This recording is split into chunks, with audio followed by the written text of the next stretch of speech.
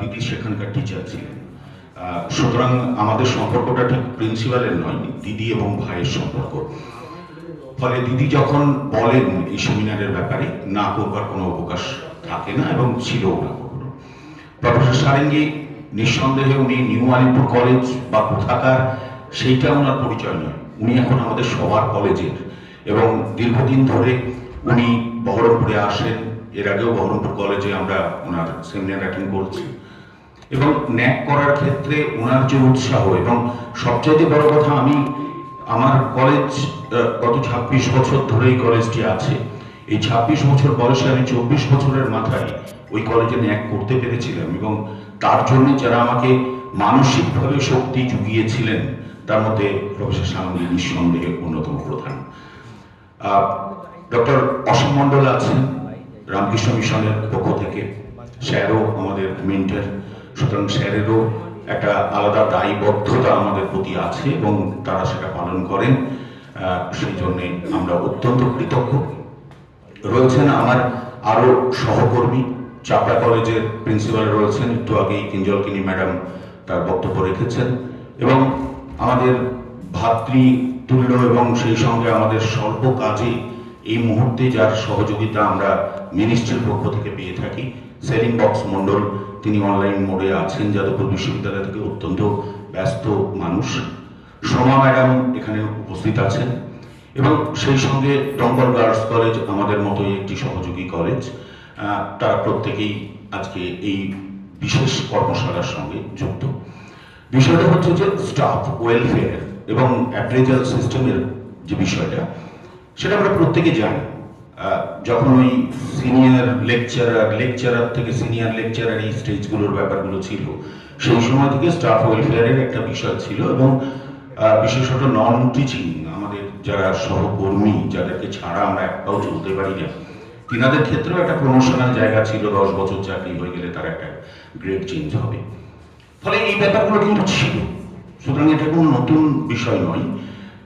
যেটা হয়েছে সেটা হচ্ছে সময়ের সঙ্গে সঙ্গে প্রত্যেকটা বিষয়ের একটা পরিবর্তন আমরা লক্ষ্য করছি। আমরা সিবিসিএস মোডে ছিলাম, সেখান থেকে এনইপিতে চলে এসেছি।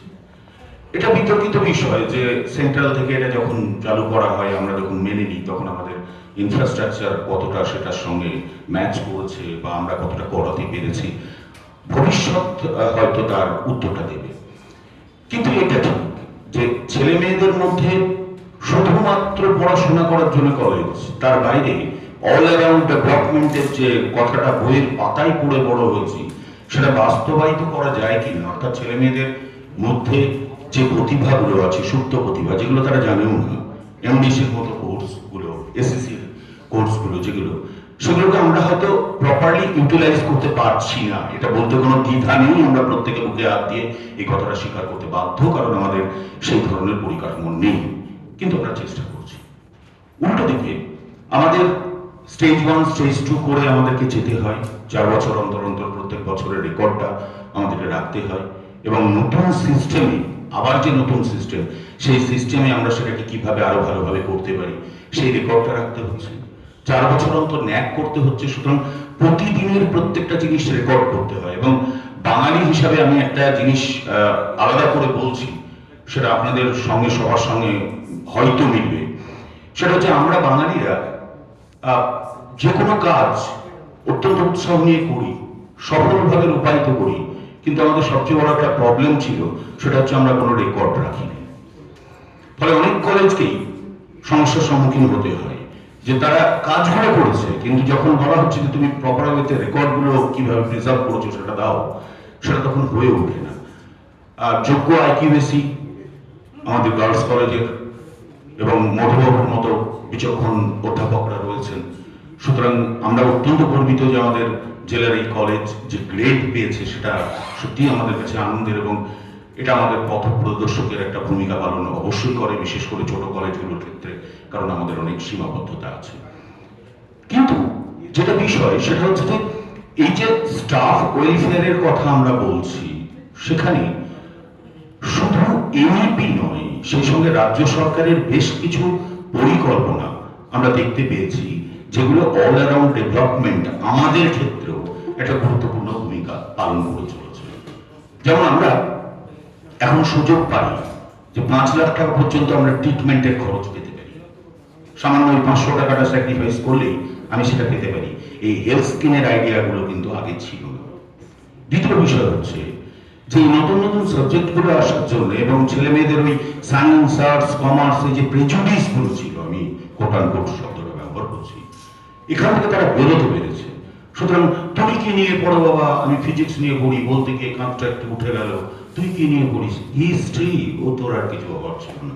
এখন এই বারগুলো উঠেছে, ফলে তারা অনেক বেশি ফ্রি হতে পারছে এবং তাদের মানসিক বিকাশের ক্ষেত্রে আমরা সারা বছর ধরে এই ন্যাককে সামনে রেখেই হোক বা এই নতুন সিলেবাসের দৌলতেই হোক, আমরা বিভিন্ন ধরনের অনুষ্ঠান করছি যেগুলোতে তারা অংশগ্রহণ করছে এবং তারা খোলসটা ছেড়ে বেরোচ্ছে।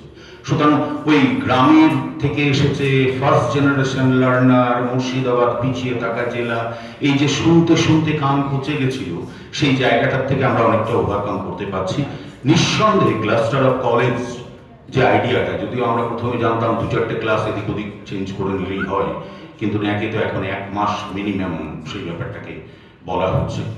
সুতরাং স্যার আছেন, আরো ভালোভাবে বলবেন। কিন্তু আমার যে জায়গাটা বলার সেটা হচ্ছে এগুলো ছিল, এগুলো আছে, 25 বছর 30 বছর একটা চেয়ারে বসে কাজ করতে করতে একঘেয়েমি, একই সিলেবাস, একই সাবজেক্ট পড়াতে পড়াতে একঘেয়েমি, একটা ফ্যাটিক আছে।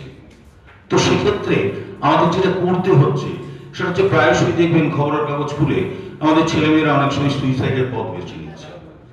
তার জন্য আমাদেরকে যেটা করতে হচ্ছে সেটা হচ্ছে কাউন্সিলর নিয়ে আসতে হচ্ছে। সরকারের পক্ষ থেকেও কিন্তু সেই ব্যাপারে কমিটি তৈরি করা আছে এবং আমরা নিয়মিত কাউন্সিলিং করাচ্ছি। ফলে এই নেটের যুগে সে মোবাইলটা ছাড়া তার চলবে না, কিন্তু মোবাইলটাকে সে প্রপারলি ইউটিলাইজ করছে কিনা সেই ব্যাপারটা, এবং তার মধ্যে কি ধরনের ফ্যাটিক সৃষ্টি হচ্ছে, আমাদের স্টাফদের মধ্যে কি ধরনের হচ্ছে, ফলে এখানে একটা মেন্টাল রিক্রিয়েশনের প্রয়োজন আছে। এবং সেই জায়গাটায় আমার মনে হয় যে দৈনন্দিন জীবনে একটা পারিবারিক টানাপোড়েন, চারিদিকের সমাজ ব্যবস্থা, সবকিছুর মধ্যে দাঁড়িয়েও আমরা কিন্তু আশার আলো দেখছি।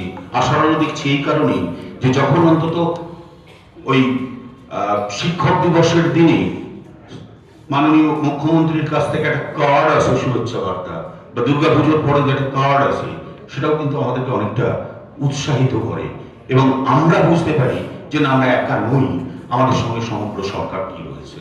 সুতরাং সরকারের ব্যবস্থাপনায় আমরা নতুন দিনের আশা দেখছি এবং নিঃসন্দেহে আমার যারা কলিগ এখানে বসে রয়েছেন তারা প্রত্যেকেই সেই প্রচেষ্টায় রত আছেন।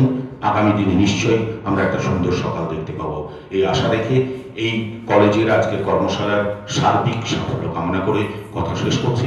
ভালো থাকবেন সবাই, ভালো থাকবেন সকলকে।